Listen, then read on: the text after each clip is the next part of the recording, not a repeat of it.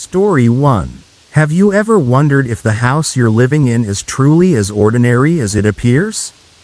Sometimes, the most terrifying things don't lurk within decrepit, abandoned mansions but hide quietly behind the walls of a seemingly normal house in the heart of a modern city.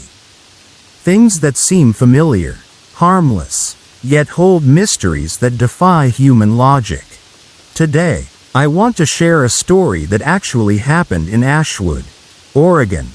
A quiet town where every house looks the same. But there was one house that was different. Very different. What made this house frightening wasn't just the eerie sounds in the night or objects moving on their own. It was something else, a voice.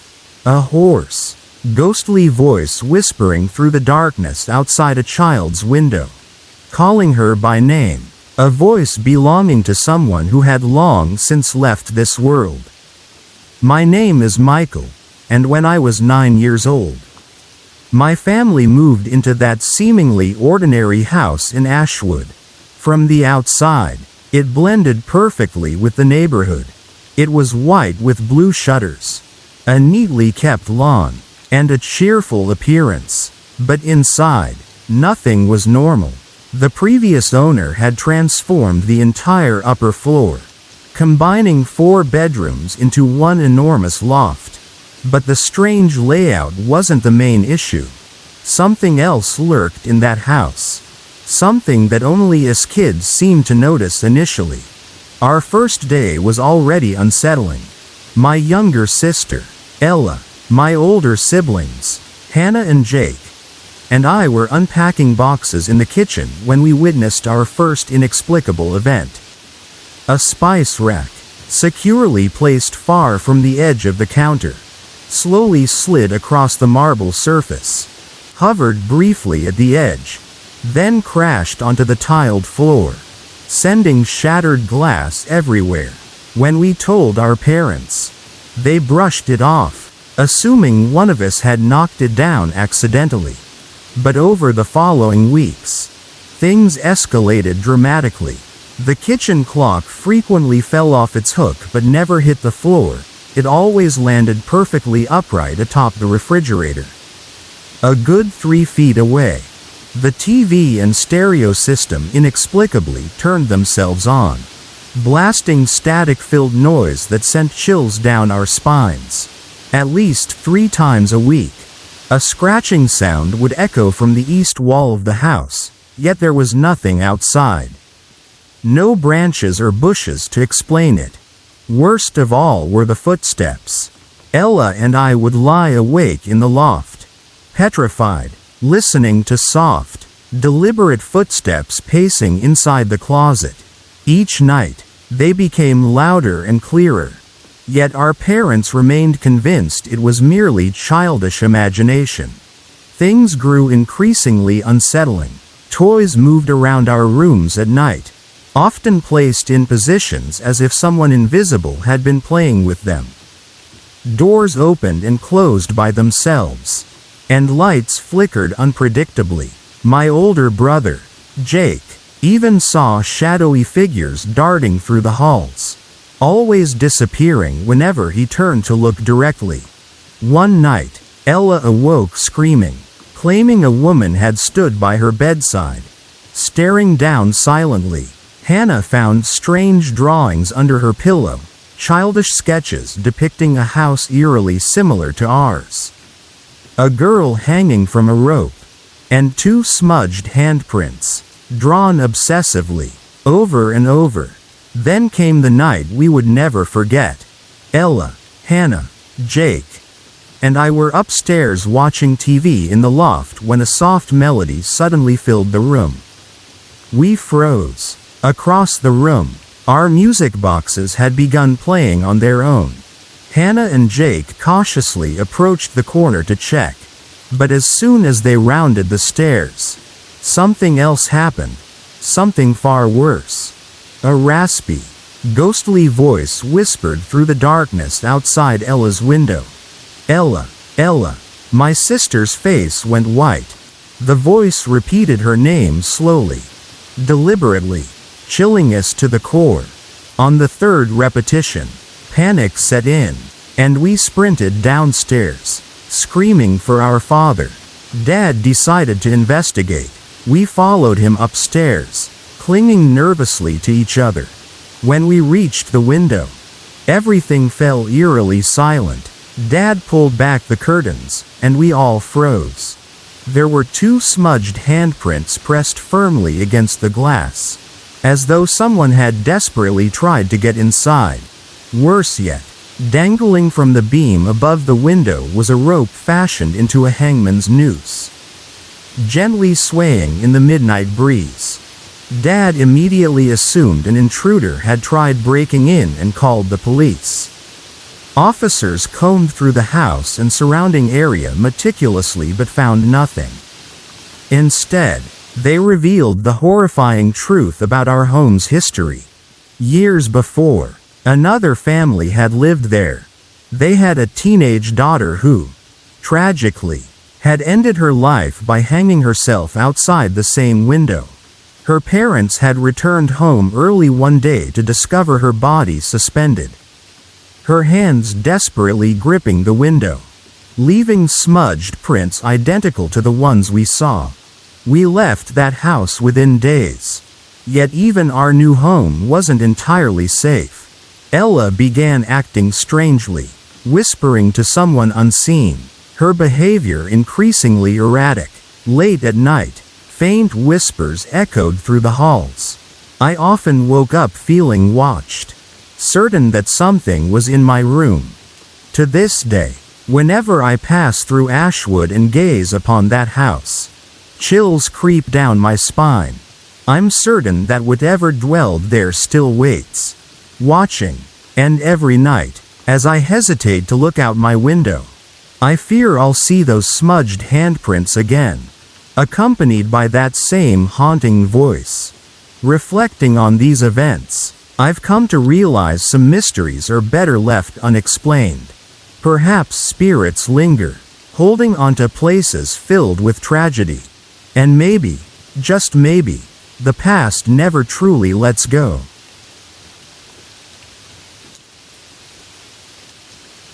Story 2.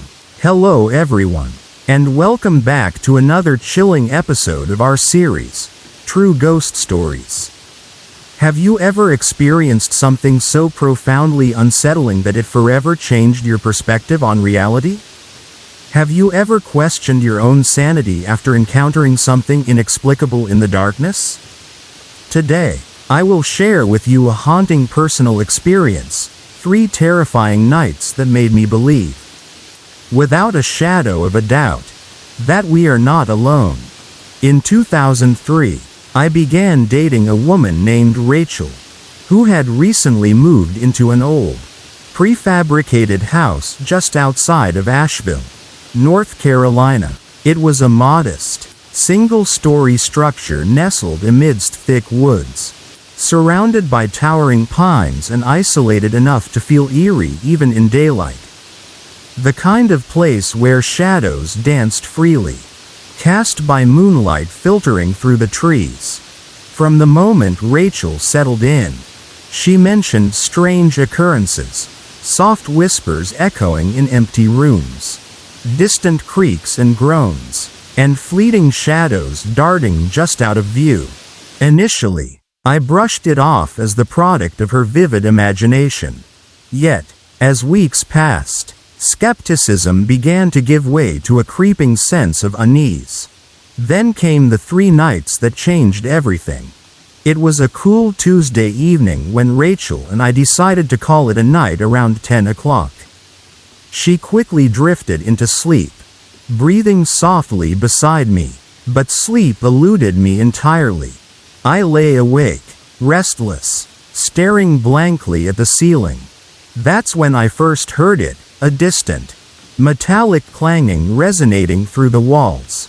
The sound was faint at first, reminiscent of heavy iron gates swinging open and shut, or perhaps someone rhythmically striking metal with a hammer deep underground.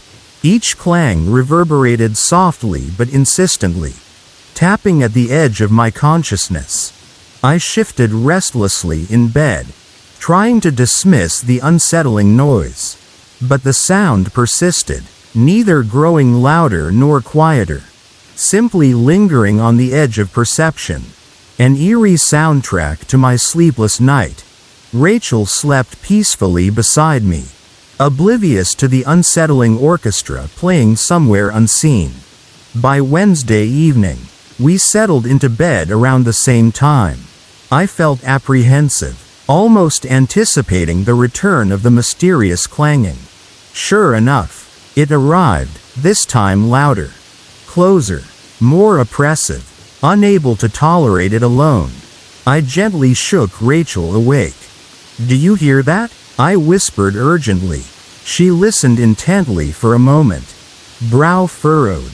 "Hear what?" she finally asked, confused. The sound persisted, echoing sharply and piercingly in my ears. Each repetition seemed to inch nearer, louder, more aggressive. I pressed my palms against my temples, hoping desperately for it to stop. But the dreadful echo lingered. Yet, Rachel lay there, calm and unaffected, drifting back to sleep within moments. A disconcerting thought crept in. Could this be some twisted dream? Thursday night arrived, and a deep-seated dread coiled tightly in my chest as darkness descended. Once again, at precisely 10 p.m., we turned off the lights and lay in bed. My heart raced with an inexplicable sense of impending doom. The sound exploded into my consciousness, immediate and deafening, as though originating from inside my skull.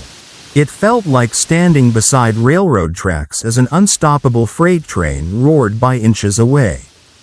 Each metallic clang sent stabbing pains through my head, causing my vision to blur momentarily. I stared wide-eyed at Rachel, amazed and terrified that she could sleep through such cacophony. Was I losing my mind? The sound intensified into a crescendo, relentless and unbearable. Just as I thought I could endure no more, it abruptly ceased, plunging me into a silence heavier than death itself. My ears rang with the echoes. And then I saw it, a shadowy figure just beyond our bedroom door. A silhouette darker than the darkness around it, tall and motionless, paralyzed with fear. I blinked rapidly, convinced it was my imagination. Yet, when my vision cleared, the apparition vanished. I shook Rachel awake, frantically recounting what had happened.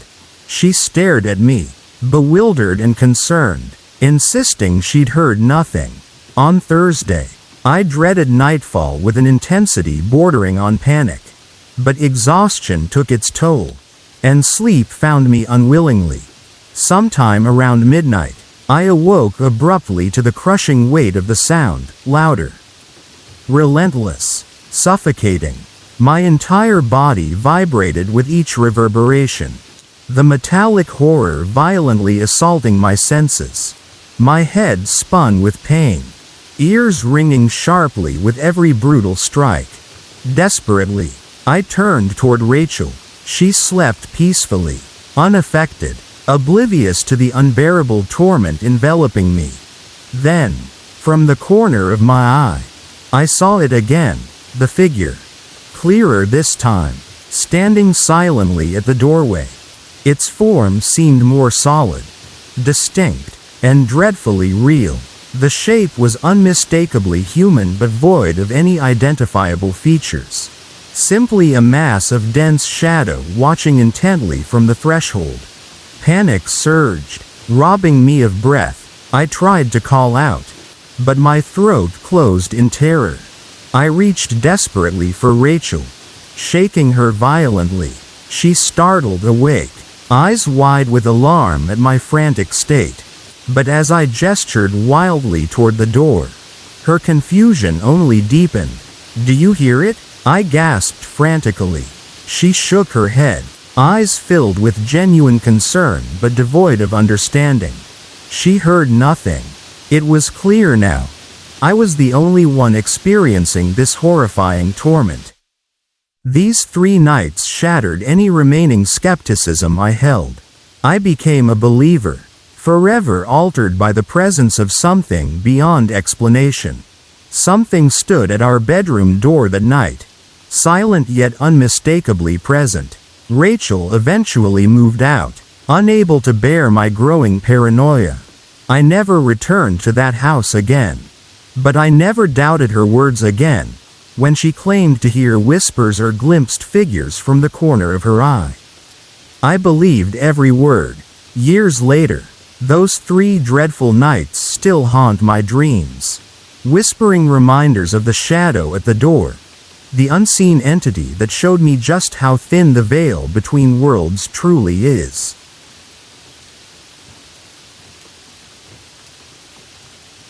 Story 3. Welcome, dear listeners. There are places in this world that hold onto the past, where shadows whisper secrets and the walls seem to remember every soul that has passed through. Some houses are more than just structures of wood and stone, they are living, breathing entities filled with stories, some best left untold. Tonight, I want to share with you a tale that still sends shivers down my spine. A story of a house that never wanted to let go of its past. A house that refused to be silent. When I was 8 years old, my parents bought a house in a quiet town. They were thrilled to have found a home at such a good price in what seemed like a wonderful neighborhood. It was an old house, with high ceilings, wooden floors, and a long, dark hallway that seemed to stretch endlessly into the back of the house. I still remember the first time I stepped inside. Something felt wrong. The air was heavy, thick with an unexplainable presence. I tugged on my mother's sleeve and whispered, "This house is too dark." She smiled, brushing off my concerns. "We just need a fresh coat of paint, some new curtains, and it will feel warm and bright. You'll see." But I knew better. The darkness in that house wasn't just about the color of the walls or the lack of light. There was something else, something unseen, lurking in the corners and creeping through the hallways. And it didn't take long for it to reveal itself. Before we moved in, my father and his friend, Dick, went to the house to refinish the wooden floors. They spent the day sanding and polishing, enjoying the excitement of a fresh start in a new home. Then, things started happening.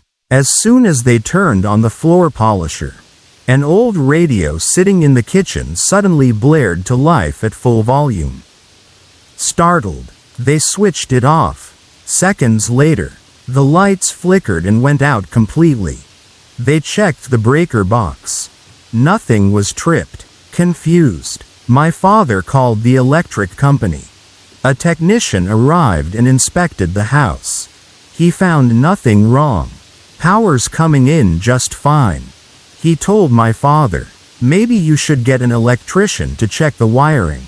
So, my father did just that. The electrician arrived the next day, skeptical but willing to take a look. As he examined the switches and outlets, he noticed something bizarre. The electrical wiring seemed to behave erratically. Flipping a switch downstairs would sometimes turn on a light upstairs. Turning off one circuit would randomly restore power to another part of the house. He scratched his head and finally said, "Honestly, I don't know what's going on here. I think you might need to redo all the wiring." The moment he finished that sentence, as if in defiance, every light and appliance in the house suddenly turned back on by itself. Everything was normal again, for now. Once we moved in, the disturbances didn't stop, they escalated. At night, we would hear footsteps creaking across the wooden floors, heavy and deliberate, as if someone were pacing the house. At first, my parents thought it was just the house settling. But then came the knocking. The knocks started faint, a light rapping on the walls or the doors. But over time, they became louder, more insistent. They would come from inside the house, from rooms we knew were empty. Sometimes, they would echo through the hallway, like someone demanding to be let in. The back door became another problem. No matter how many times we locked it, it would swing open on its own. More than once, we would hear the creak of the door followed by the unmistakable sound of footsteps climbing the stairs. By the time my father or mother ran to check, there was never anyone there. We started to feel like we weren't alone. The most terrifying moments, though, were the shadows. Sometimes, out of the corner of my eye, I would catch a glimpse of something, a dark figure standing at the end of the hallway. Just beyond the reach of the light, I would turn, expecting to see someone, but there was nothing, only that oppressive, watching presence. It was as if the house was alive, breathing, aware of us in ways we couldn't understand. As months passed, we learned to live with the strange occurrences. My parents refused to acknowledge anything was wrong, brushing off each incident as a coincidence or a trick of the mind. But I knew better. One night, I woke up to the sound of whispering. It was faint, almost like a breeze rustling through leaves. But there were voices, multiple voices, whispering just outside my bedroom door. My heart pounded as I strained to listen. I couldn't make out the words, but the tone was urgent, almost pleading. Then, all at once, the whispering stopped. The silence was worse. The air in my room felt thick, heavy, like something unseen was pressing against my chest. I couldn't move, couldn't scream. I squeezed my eyes shut and prayed for it to go away. Eventually, the weight lifted, and I could breathe again. I stayed awake until dawn, too afraid to close my eyes. The last straw came when my mother saw it, too. One evening, she was alone in the house, folding laundry in the living room. Out of the corner of her eye, she saw movement in the hallway. She turned her head, and there it was, a figure, tall and dark, standing at the end of the hall. It had no features, no face, just a shadow in the shape of a person. Staring at her, she gasped, stumbling backward. The figure didn't move, it simply stood there, watching. Then, as if the air itself swallowed it whole, it disappeared. That night, my parents finally admitted what we all knew. Something was wrong with the house. Something unnatural lived there, and it didn't want us there. We moved out shortly after. Some houses are just houses, structures meant for living. But others hold on to something more, something beyond our understanding. To this day, I wonder what haunted that house. Was it the spirit of someone who never left? Or was it something older? Something far more sinister? I often think about the families who might have lived there after us. Did they hear the footsteps at night? Did they see the shadows moving in the dark? And if they did they ever learn how to live with them? Thank you for listening. If you have ever lived in a house that didn't feel quite right, if you've ever experienced the sensation of being watched when no one was there, know this: you are not alone.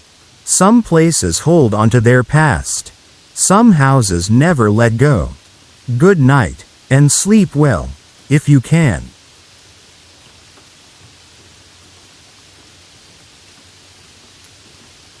Story 4.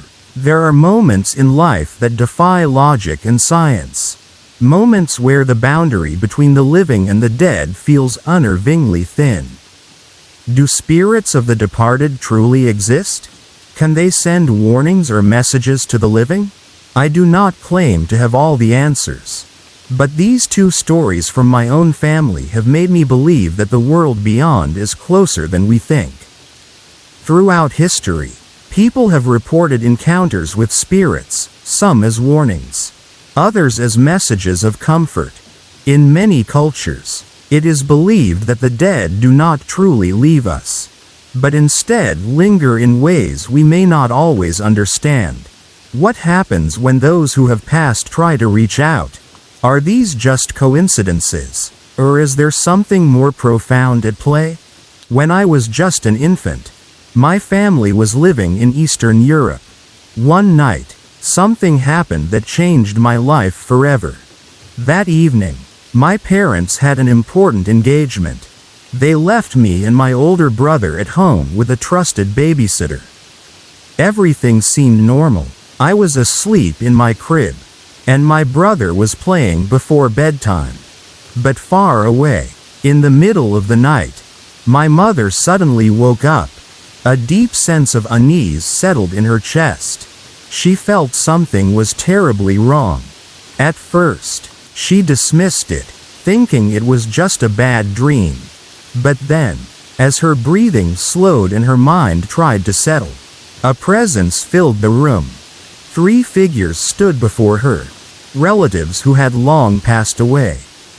Their expressions were serious, urgent. One of them, my great-grandmother, spoke first. "Call home, right now." My mother blinked in shock. She thought she was dreaming. But when she opened her eyes again, the spirits were still there. Their voices grew more insistent. "Call home now." A sudden drop in temperature filled the room. My mother could see her breath in the air, as if the warmth had been stolen away. The shadows in the corners of the room seemed darker, stretching unnaturally. Her heart pounded. Fear gripped her. She shook my father awake. But the moment he opened his eyes, the spirits vanished. He saw nothing but the look of terror on her face. Without hesitation, my mother grabbed the phone, her hands trembling, and dialed home. The babysitter picked up. My mother's voice was frantic as she told her to check on the children. The woman rushed to our room, and what she found was horrifying. I wasn't breathing. A rare viral infection had caused my throat to swell, blocking my airway. The babysitter screamed, scooping me up and calling for an ambulance. Within minutes, I was rushed to the hospital. The doctors later told my mother that if she had waited even a few more minutes, I wouldn't have survived. In later years, my mother admitted that she never doubted what she saw that night. She knew it wasn't a dream. She had felt them. The fear, the urgency, the ice-cold air, it was all real. And because of that, I believe it completely. That night, spirits from the beyond saved my life. Years later, another eerie event took place, this time involving my 2-year-old nephew. It was a cold Halloween night, and our family was driving home from a trip. My mother pulled over to check her phone. By pure coincidence, we stopped near an old family cemetery. The tombstones stood in neat rows, bathed in the eerie glow of the moonlight. The air was still, the kind of silence that felt unnatural, as if the world itself was holding its breath. My nephew, a cheerful, innocent child, suddenly looked out the window. His eyes widened in excitement as he pointed towards the graves. "Nanny, there are 3 little kids over there." A chilling silence filled the car. My mother turned around, her voice calm but firm. "What did you say? Where?" My nephew giggled, pointing at a small cluster of gravestones. Then, as if inviting someone closer, he waved his tiny hand and called out, "Come here, little kids, let's play together." A shiver ran down my spine. But what sent true terror through me was what happened next. He suddenly turned to us and said, "They're over there." He pointed directly at my grandmother's grave. We froze. Then, in the quiet of the car, my nephew spoke a name. PJ. I felt my heart stop. PJ was my brother's childhood nickname, his name before he became a father. Only my grandmother had ever called him that. After she passed, no one had spoken that name aloud. There was no way a 2-year-old child could have known it. My mother's voice trembled. Dalen, where did you hear that name? Still smiling, he pointed straight at my grandmother's grave and replied, She told me. A heavy silence fell upon us. My nephew, still too young to understand our fear, simply continued to smile. But there was something about the way he looked at that grave, something knowing, something far beyond his years. And then, as if realizing something profound, he added, So, that's my dad? Tears streamed down my face. I knew, deep in my heart, that my nephew had seen what we could not. He had spoken to my grandmother, even though she had long since left this world. Long after we had driven away, the eerie feeling remained. Was my grandmother still watching over us? Had she reached out through a child, the only one innocent enough to see her? These two experiences changed the way I see the spiritual world. Is there truly a realm beyond our own? Can our loved ones return to protect or speak to us? I do not have the answers. But I do have stories. Stories that make me believe that the connection between the living and the dead is not as distant as we think. Whether you believe or not, cherish your loved ones while they are still here. And remember those who have passed with love and respect. If you enjoyed this chilling tale and want to hear more, don't forget to like, share, and subscribe to the channel. Thank you for joining me in this journey into the unknown.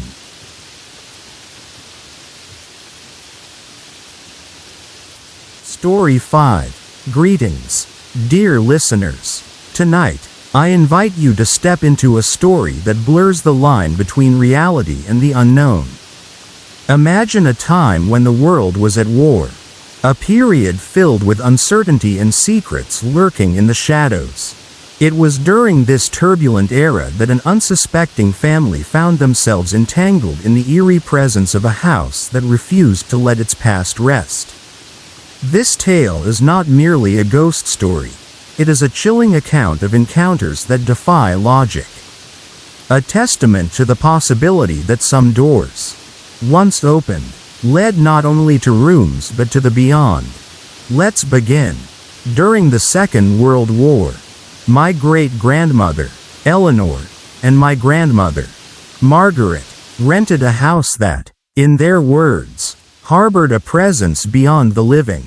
Margaret's father, an intelligence officer with a talent for languages, had access to things ordinary soldiers could not easily obtain, such as fine silk stockings and rare delicacies. But from the moment Eleanor and Margaret moved into the house, strange things began to happen. It started small. Items would go missing: stockings, coins, trinkets, things that should have been safe. In response, Eleanor locked their valuables in a sturdy wooden chest, one with a heavy iron latch. Only she and Margaret had the key. But when they would unlock the chest, everything inside had vanished without a trace. There were no signs of forced entry, no explanation that made sense. It was as if the house itself had claimed their possessions.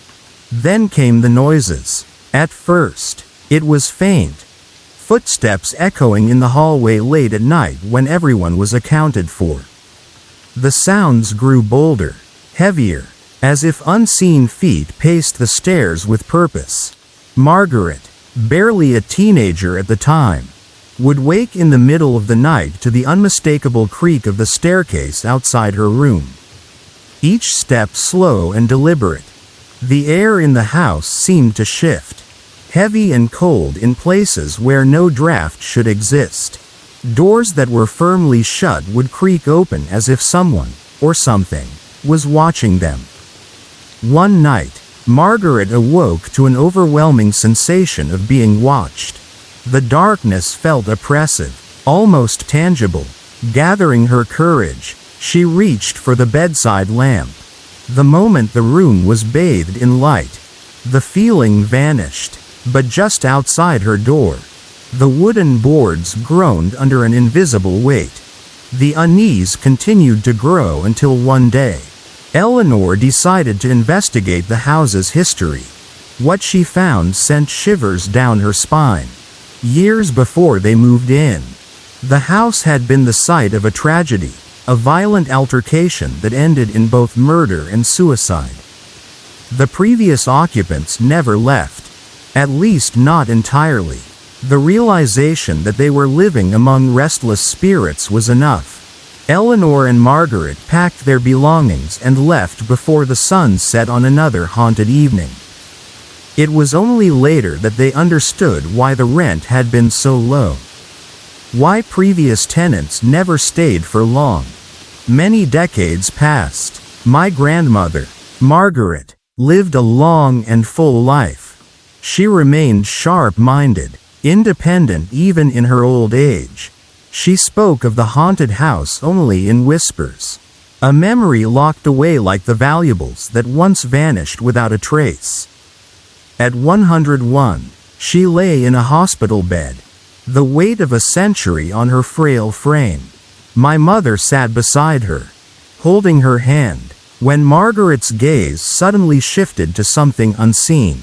With unexpected clarity, she spoke of a visitor, a man she had only met once or twice in her life. A distant relative from an in-law's family.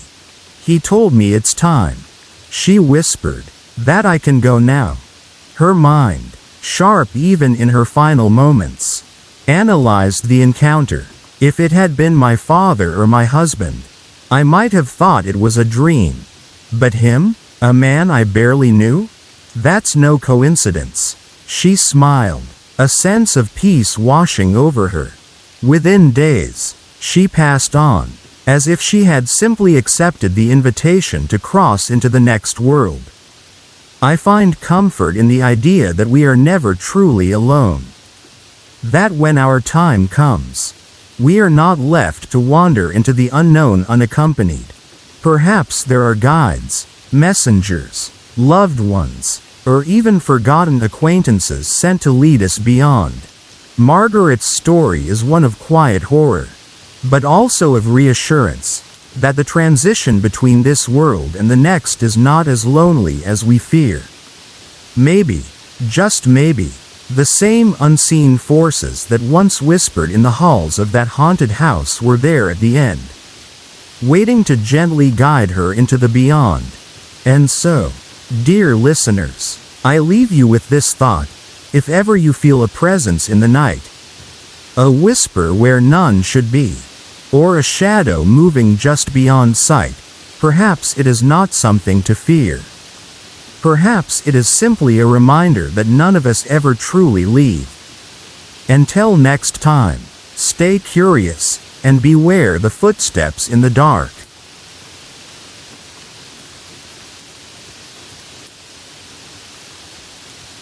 Story 6. Have you ever moved into a new home, only to feel like you were never truly alone?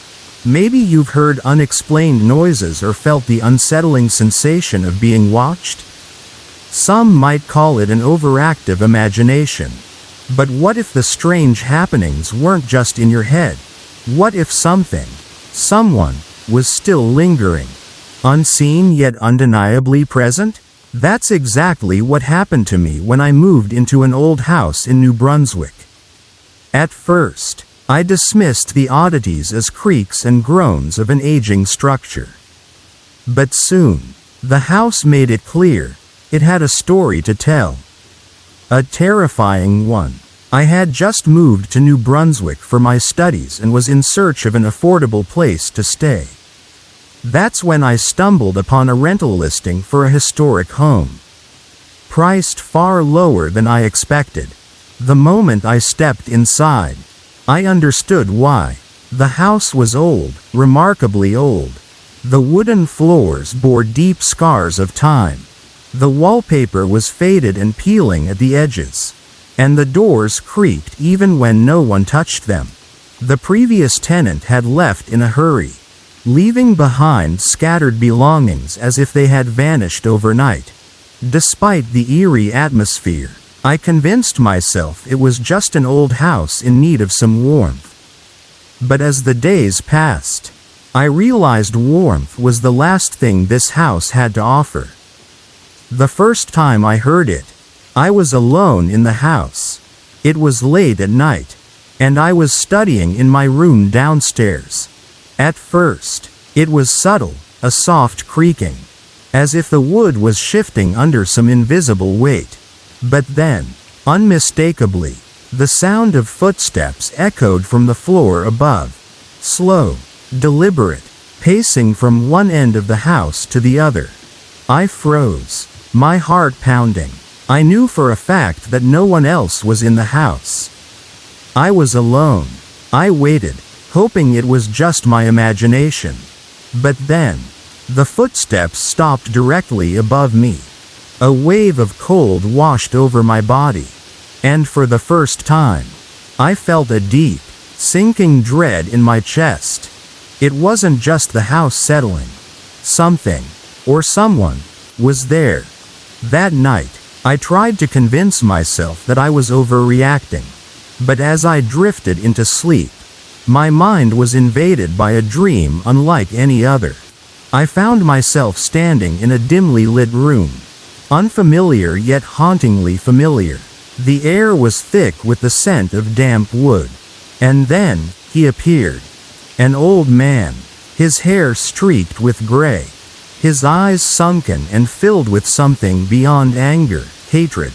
Perhaps, his face was twisted in fury as he stared at me, his lips curling into a snarl. Then he spoke, though his voice was barely more than a guttural growl.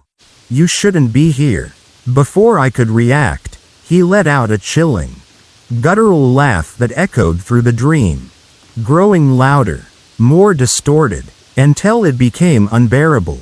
I jolted awake, gasping for breath, only to witness something that defied all logic. As soon as my eyes opened, I heard a low creak. I turned toward my bookshelf, just in time to see it tilt forward. My DVD collection, over 100 cases stacked neatly, began toppling forward, crashing onto the floor in a chaotic mess. The sound was deafening in the silence of the night. For a moment, I sat frozen, waiting for the fear to consume me. But instead, something unexpected bubbled up inside me, rage. I had just spent hours organizing those DVDs. And now I had to clean it all up again. I stood up, heart still racing but anger overtaking fear, and shouted into the empty room. "If you're gonna haunt me, at least be useful and clean this mess up." Silence. And then, a soft, almost amused creak from the floorboards, as if the house was laughing at me. That was just the beginning. Over the next few weeks, the activity escalated. Shadows moved in the corners of my vision. My lights flickered at random. Doors opened and shut on their own. Yet, despite the mounting evidence that I was sharing my home with something unseen, I refused to leave. Maybe it was stubbornness, or maybe I wanted answers. Who was the old man in my dream? What did he mean when he said I shouldn't be here? I started researching the history of the house and discovered something that sent chills down my spine. The previous owner had been an elderly man, one who had lived in the house alone for decades before passing away under mysterious circumstances. Neighbors claimed he was reclusive, angry, and paranoid, convinced that strangers were constantly trying to take what was his. Had he ever really left? The haunting never stopped. It never got worse, but it never truly ended. It was as if we had reached an unspoken agreement: I wouldn't leave. and he wouldn't stop reminding me that I was an intruder in his home. Even now, as I sit here writing this, I wonder, was I brave for staying? Or simply foolish? Perhaps some places are meant to be left alone, their secrets buried beneath time and shadow. As for me, I still live here, and sometimes, late at night, when the house is at its quietest, I hear the footsteps, still pacing, still watching, still waiting.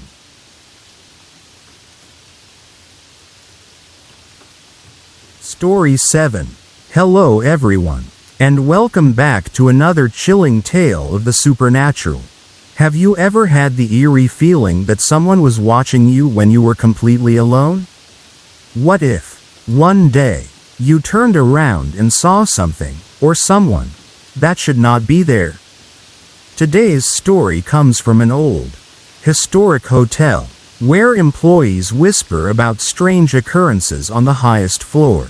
Some claim they have heard whispers in empty hallways. Others have seen things in the mirrors that defy explanation. But one former employee had an encounter so terrifying that he never set foot on that floor again. This is his story. Years ago, I worked as a hotel staff member at the Grand Aldridge Hotel, located in the heart of the city. It was a prestigious establishment, known for its luxurious rooms and long-standing history dating back over a century. The hotel's highest floor, the 10th, was different from the rest. It wasn't frequently used, except on rare occasions when every other room in the hotel was occupied. Most of the time, it remained empty, silent, and undisturbed. Unlike the lower floors, the 10th floor housed mostly large event rooms, private meeting spaces, and only about 10 guest suites. This meant that, for weeks or even months at a time, the rooms remained untouched, waiting for the next big event. One evening, I was assigned to prepare the 10th floor for an upcoming high-profile event. My task was simple: clean and refresh the suites, make sure the banquet hall was in order, and ensure everything was pristine before the guests arrived. Typically, we worked in pairs, but that night, for some reason, I was scheduled to work alone. At first, everything seemed normal. I went from room to room, tidying up, adjusting bed sheets, spraying air freshener, and wiping down the furniture. But as I worked, an unsettling feeling crept over me. It was the distinct sensation of being watched. I had worked in the hotel long enough to know that supervisors occasionally checked on us. Maybe my manager was around, observing my work. I glanced around, expecting to see someone standing in the doorway. No one was there. Shrugging it off, I continued cleaning, but the uneasiness remained. It felt as though unseen eyes were fixed on my every move, following me as I moved from one room to the next. Eventually, I reached the farthest room at the end of the corridor. Unlike the others, this suite had an unusual layout. Most hotel rooms had their mirrors positioned beside the entrance or above the dresser. But in this particular room, the mirror faced the doorway directly. As I was straightening the bedsheets, that strange feeling returned, only this time. It was stronger, more oppressive. Then, out of instinct, I turned toward the door. No one was there, but when I turned back to the mirror, my blood ran cold. Standing in the reflection, just behind my shoulder, was a woman. She was only visible in the mirror. She stood motionless near the doorway, her pale face devoid of expression. Her hair was light-colored, cascading over her shoulders, and her dress looked old-fashioned, like something out of another century. She wasn't angry. She didn't seem hostile, but her presence was wrong. A chill spread through the room, sharp and unnatural, sinking into my bones. Every instinct screamed at me to run. But for a moment, I was paralyzed by fear. Slowly, I turned to look at the doorway directly. Nothing. My heart pounded as I forced myself to look back at the mirror. She was still there. That was enough. I bolted from the room without hesitation. My breath ragged, my skin crawling. The further I got from the room, the warmer the air became. By the time I reached the service elevator, my entire body was trembling. I tried to shake it off, convincing myself that maybe it had been a trick of the light, an illusion caused by exhaustion. But deep down, I knew better. I refused to go back to the 10th floor that night. In fact, I refused to ever set foot there again. My manager had to send someone else to finish the job. I never told my coworkers the full story, only that I had seen something. And I wasn't going back. Later, I heard whispers from other employees. Stories about the 10th floor. Tales of shadows moving across empty halls. Of doors that locked themselves. Of guests who checked out in the middle of the night, refusing to stay another hour. And, of course, the legend of the woman in the mirror. Many old hotels have their fair share of ghost stories, and the Aldridge Hotel is no exception. Was the woman I saw a lingering spirit from the past? A guest who never checked out? Or just a residual echo trapped within the hotel's walls? I may never know, but one thing is certain. I will never forget that night. Would you dare stay on the 10th floor alone? Let me know in the comments below. And as always, stay safe, stay curious, and keep an eye on your reflection. You never know who, or what, might be staring back at you. Until next time.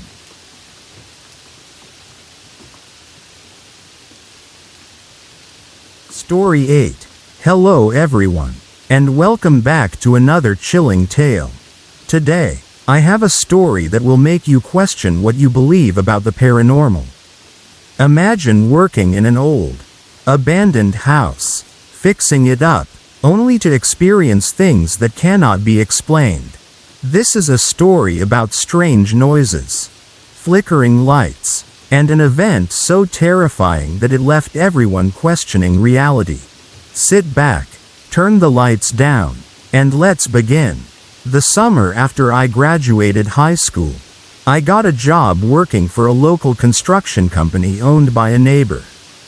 We specialized in home renovations, painting, flooring, and general repairs. Our crew was small, consisting of the boss, his partner, me, a couple of my friends, and sometimes a few other workers, depending on the size of the project.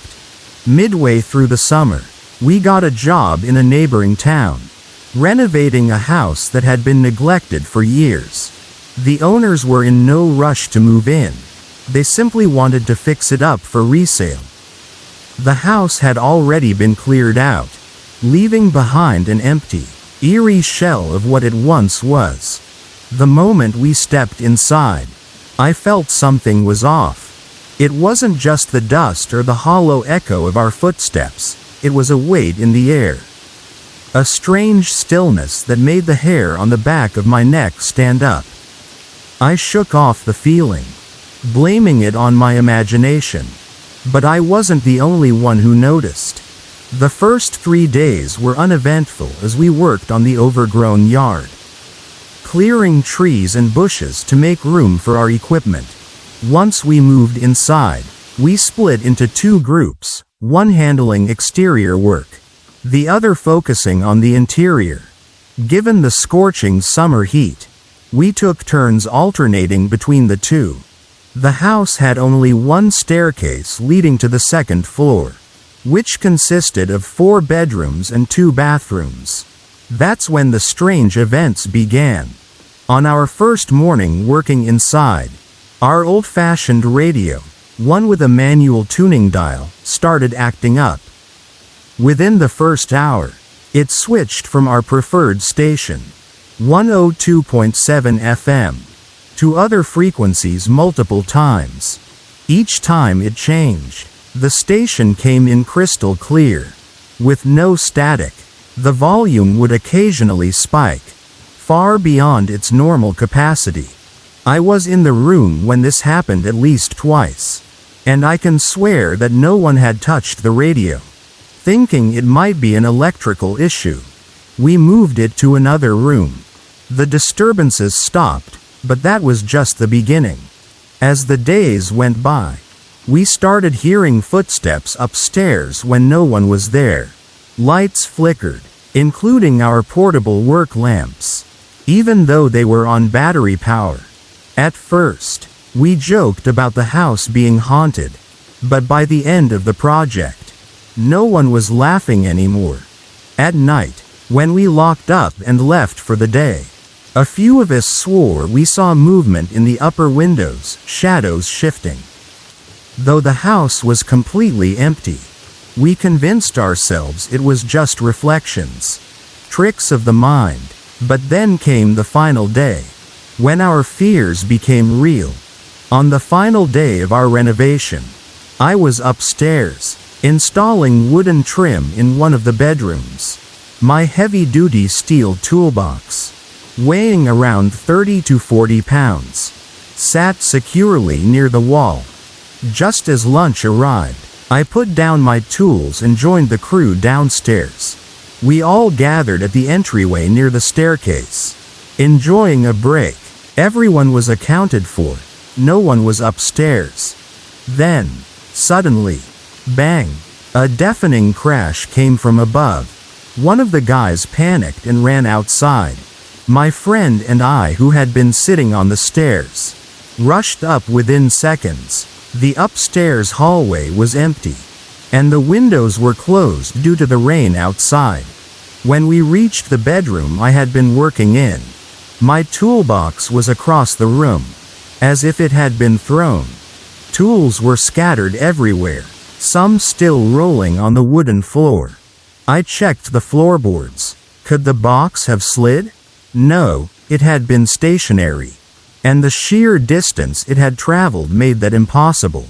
We stood frozen, staring in disbelief. The force required to move that box was beyond explanation. After finishing the project, our boss mentioned the strange incidents to the owners. They dismissed it as nothing serious. Years later, a friend from that summer job sent me a local news article. The house had burned down. Curious, we dug deeper and found out the previous owner had lived there alone for decades after his wife passed away. He died about a year before we worked there, but his body wasn't discovered for 6 months. The new owners, his estranged son's family, were only renovating to sell it. The house had changed hands multiple times, as no one ever stayed long. Locals whispered about it being haunted long before our experiences. Neighbors told stories of lights turning on at night when no one lived there, of muffled voices and eerie whispers seeping through the walls. Some even claimed they saw the silhouette of a man standing at the upstairs window, watching. I'm not one to believe in the supernatural easily, but what happened in that house still gives me chills.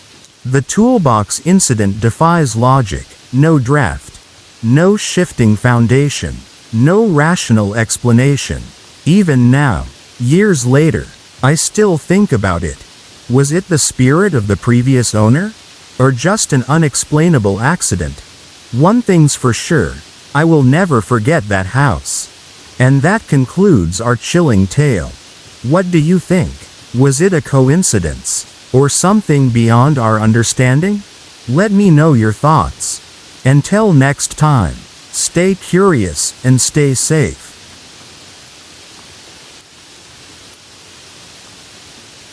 Story 9. There are places in this world where the past lingers, where time folds over itself, leaving echoes of those who came before. Some call it residual energy. Others whisper of restless spirits unable to move on. Whatever you believe, one thing is certain: some houses remember. And this, my friends, is one of those stories. When I lived in the small town of Bringrove, Wales, my sister and I were warned about our house. People in town spoke in hushed voices, exchanging wary glances whenever we mentioned where we lived. They said the place had history. A dark history. At first, we dismissed it as mere superstition, until the house proved them right. It began with a feeling.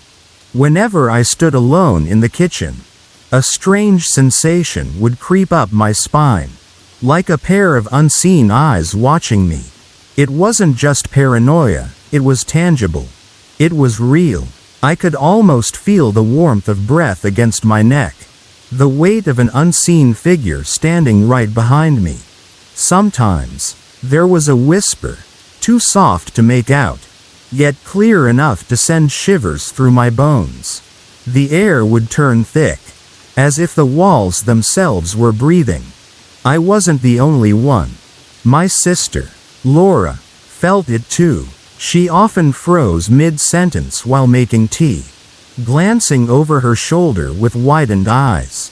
"Do you ever feel like someone's here with us?" she asked one evening, her voice barely above a whisper. I nodded. We both knew there was something, or someone, sharing that space with us. And then came the footsteps. Late at night, when the house was silent, we would hear them, slow, deliberate, pacing in the hallway. But every time we checked, there was nothing there. One night, Laura had an encounter that changed everything. She woke up to a strange feeling, as though the room was heavier, filled with an unseen presence. When she opened her eyes, she saw a woman standing at the foot of her bed. The woman was dressed in an old-fashioned black dress, her long dark hair framing her pale face. But what stood out most were her piercing blue eyes. She was smiling. Laura was paralyzed, not with fear, but with an overwhelming sense of unease. She couldn't move, couldn't speak. She just stared, heart pounding against her ribs. The woman lifted a hand, as if beckoning her, and then, she spoke. "You shouldn't be here." The voice was soft, but it carried a weight that pressed down on Laura's chest. Before she could react, the woman vanished. Laura refused to sleep alone after that. Years passed, and eventually, we moved out. Life went on, but the house never quite let us go. One night, I returned to visit our mother, who still lived there. She had a night shift, leaving me alone in the house. I settled in the living room, flipping through TV channels, when that familiar feeling crept in. A chill settled over the air. Then, I heard it. A soft, unmistakable laugh. I turned slowly, my stomach twisting into knots. Standing at the entrance of the kitchen was the woman. The same dark hair, the same haunting blue eyes. She didn't move, she just stood there, watching me with that eerie smile. But this time, she wasn't alone. A shadowy figure loomed behind her, its form indistinct, shifting in the dim light. I could hear breathing, not mine, not hers, something else. Something deeper, heavier. I couldn't move. The air crackled with an energy that made my skin prickle. Then, just as suddenly as they had appeared, they vanished. That was the last time I ever saw her. Some spirits linger, tied to places for reasons we may never understand. Was she a former resident of the house, trapped between worlds? Or was she something else entirely? Something far older than the walls themselves? And who, or what, was the presence behind her that night? Whatever the truth may be, one thing remains certain: some houses remember, and some ghosts refuse to be forgotten. Would you dare to stay in a house like that? Let me know what you think in the comments below. And remember, some whispers in the dark aren't just the wind.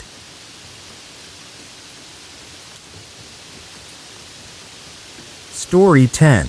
Hello, dear listeners. Tonight, I have a chilling story for you. One that will make you question the boundaries between the living and the dead.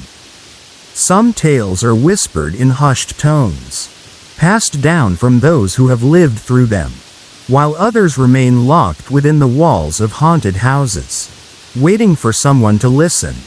This is a true account, one that has been retold countless times. Each version slightly altered, but the terror within it remains the same. It begins in a quiet suburban neighborhood, where a family unknowingly moved into a house with a dark past. It was a late autumn night when I first experienced something unexplainable in our new home. I had gone into the bathroom to brush my teeth. Nothing unusual about that, but just as I reached for the faucet, the water turned on by itself. At first, I thought it was just an old pipe issue. But then, just as suddenly, the faucet turned off. My heart pounded as I stared at the sink. Waiting, listening. I looked up at the mirror.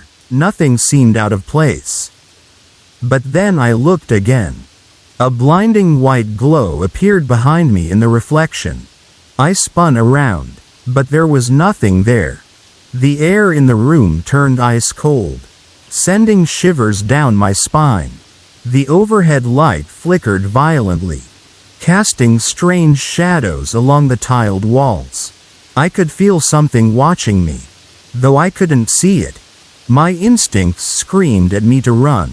I threw open the door and bolted out of the bathroom, my heart hammering against my ribs. When I told my sister what had happened, she simply shook her head. "You're just imagining things," she said. "I've never seen anything like that." Her words were meant to comfort me, but instead, they filled me with dread, because I knew what I had seen, and it wasn't just my imagination. That night, I couldn't sleep. The memory of that eerie light haunted me. Every time I closed my eyes, I felt as if something was there, watching from the darkness. That night, I lay in bed, unable to shake the feeling that something wasn't right. I tossed and turned, my mind replaying the image of the glowing figure in the mirror. I pulled my blanket over my head, trying to shut out the fear, but my foot accidentally slipped out from under the covers. And that's when I felt it. A cold, invisible hand wrapped around my toe. Not in a gentle way, but firm. It was real. I froze. My breath caught in my throat. My body refused to move, paralyzed by an unseen force. Then it got worse. I felt a weight shift onto the mattress, as if something, was crawling into my bed. And then, it pressed down on my chest. I tried to scream, but no sound came out.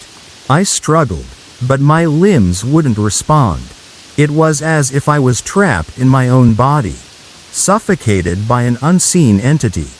Then, in the silence of the room, I heard footsteps, soft, deliberate, moving around me.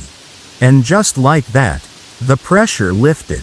I gasped for air, finally able to move. I tore the blanket away and sat up, my heart still pounding.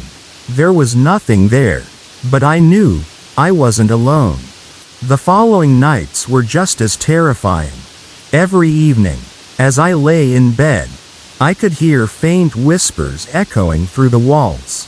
Shadows moved in the corners of my vision. My closet door would creak open on its own. Each night, I was tormented by unseen hands tugging at my sheets, cold breaths against my ear. I barely got any sleep. I woke up exhausted, dreading the moment the sun would set again. The next morning, I told my sister what had happened, hoping that this time, she would believe me. She didn't. But my mother, she remained quiet. And in her silence, I saw understanding, as if she had known all along. That night, I dreaded going to sleep. But exhaustion took over. Then it happened again. And the night after that. And every night that followed. I was trapped in a cycle of fear. Unable to escape the presence that haunted my room. I pleaded with my mother to move. To leave the house behind. But we didn't. Every time I walked past the mirror in the hallway, I saw glimpses of movement. A flicker of something standing behind me, tall, shrouded in darkness. But the moment I turned, it was gone.